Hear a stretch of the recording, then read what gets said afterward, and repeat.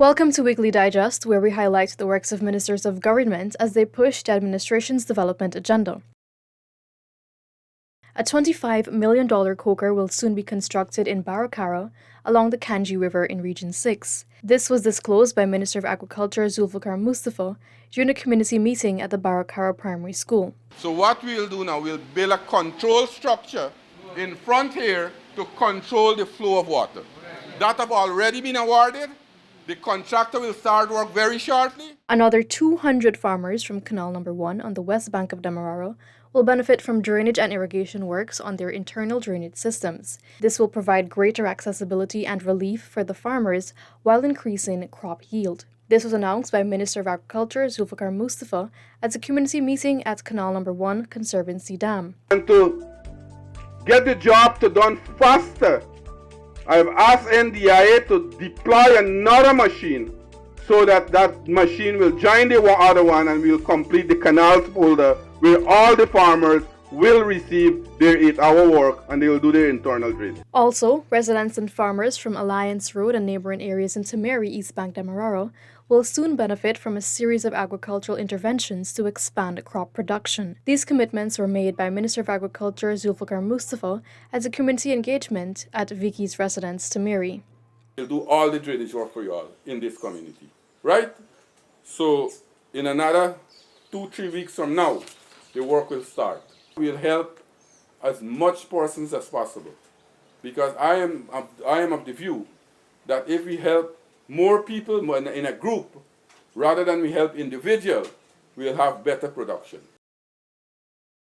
Amerindian leaders from the coast are being afforded training in management. The two-day event sponsored by the Ministry of Amerindian Affairs is being held at the Arthur Chong Conference Center. Senior Minister within the Office of the President with responsibility for finance and public service, Dr. Ashni Singh, says the training will increase the management skills of the village councillors. You know that villages get fairly substantial amounts of money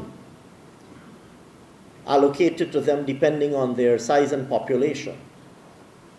Now the question is, how do we ensure that these resources are deployed in an optimal fashion to contribute to long-term development and well-being and prosperity of the respective villages? Persons vending along Dennis Street in Sophia will soon be properly accommodated in an organized market setting. Minister within the Ministry of Public Works, Deodat Indar, and Minister within the Office of the Prime Minister with responsibility for public affairs, Kwame McCoy, met with the vendors and made the announcement. I can see that they got enough space to accommodate. Normally how we build a market, we build it and we try to accommodate people with the same frontage that they would currently have as much as they can. 25 Amerindian communities across Region 8 will soon benefit from improved roads to the tune of $300 million. This is part of the government's community participation program.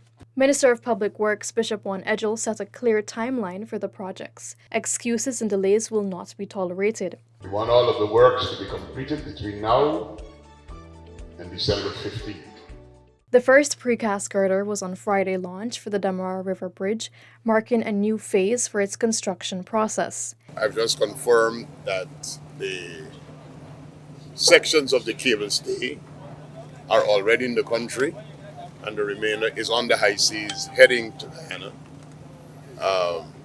When that starts putting in, that will be another milestone event where we will connect the bridge from the west side to the east side.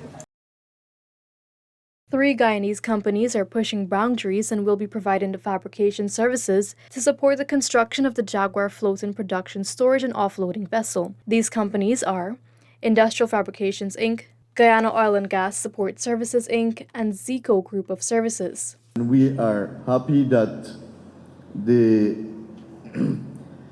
investment that is being made is beneficial to our country and our people, and at the same time there is the standard that is acceptable worldwide by the oil and gas industry. So we are very comfortable with that.